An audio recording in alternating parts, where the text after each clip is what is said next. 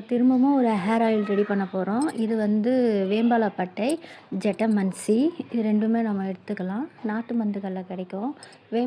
பட்டை வந்து நம்ம எண்ணெயில போட்டாலே கலர் மாறும். ஜெட்டமன்சி முடி நல்லா வளர்றதுக்கு ஹெல்ப் பண்ணும். முடி கொட்டுறது நிற்கிறதுக்கு ஹெல்ப் பண்ணும். நம்ம தேங்காய் எண்ணெய் வந்து அடுப்பில் போட்டு வச்சு பாத்திரத்தில் ஊற்றிக்கலாம். ஊற்றி அடுப்பில் வச்சுட்டு சிம்மில் இருக்கட்டும். நம்ம இப்போ எடுத்து வச்சிருந்த 2 வேரையுமே நாட்டு மருந்துகள்ல கிடைக்கும் அந்த வேர். அந்த 2மே வந்து நம்ம வாணலில் போட்டுடலாம், எண்ணெயில் போட்டுடலாம். போட்டவுடனே பாருங்கள் நல்லா கலர் மாறுது. இது நல்லா அப்படி காயட்டும். அப்படியே சிம்மில் வச்சுடுங்க. அப்புறம் வந்து நம்ம வந்து வெள்ளை கரிசலாங்கண்ணி நம்மக்கிட்ட தோட்டத்தில் இருக்குது, மெத்தையில் இருக்குது. நம்ம வந்து அதை பறிச்சிக்கலாம். ஒரு பிடி பறிச்சா போதும். இலைய மட்டும் நல்லா கிள்ளிட்டு நம்ம எடுத்துகிட்டு போய் எண்ணெயில் போட்டு அதையும் நம்ம காய்ச்சிக்கலாம். இது வந்து வெள்ளை கரிசலாங்கண்ணி முடி நல்லா அடர்த்தியாக வளர்கிறதுக்கு ஹெல்ப் பண்ணும். முடி கொட்டுறதுக்கு ஹெல்ப் பண்ணும்.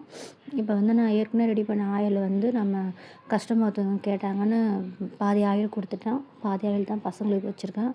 இது ஒரு மெத்தடில் இந்த ஆயில் ரெடி பண்ணாலும் நல்லாயிருக்கும். நீங்கள் 2 மெத்தடும் யூஸ் பண்ணி பாருங்கள். ஏற்கனவே சொன்ன மெத்தடு யூஸ் பண்ணி பாருங்கள் எப்படி இருக்குன்னு. இது யூஸ் பண்ணி பாருங்கள். எது உங்கள் ஹேருக்கு செட் ஆகுதோ அதை பயன்படுத்துங்க. இப்போ நம்பியும் அதை ஒரு கைப்பிடி போட்டோம்.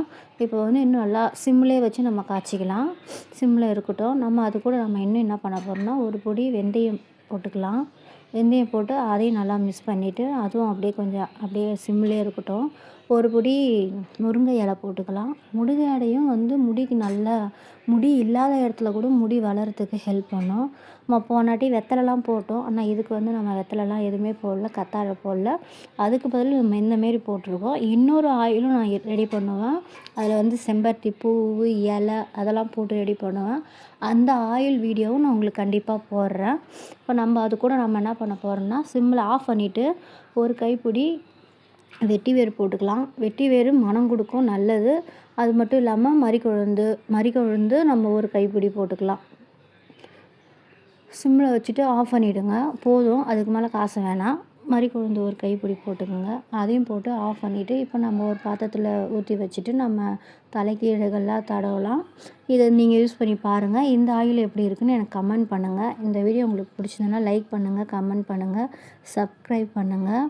இதுமாரி நிறையா வீடியோ போடுறேன். ஆயில் நல்லா தலைக்கு தடவுறதால உடம்பு நம்ம குளிர்ச்சி கொடுக்கும். வெயில் நாளாக வேறு நல்லா ஆயிலில் மசாஜ் பண்ணுங்கள். நல்லா வேர்க்குள்ளே நல்லா மசாஜ் பண்ணி ஆயிலை அப்ளை பண்ணுங்கள்.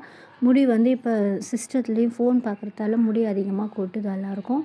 அது கொட்டாமல் இருக்கிறதுக்கு நம்ம இந்த மாதிரி ஆயில் தடவிட்டு சில பசங்க தலையிலே வச்சுருப்பாங்க. இல்லைன்னா நம்ம வந்து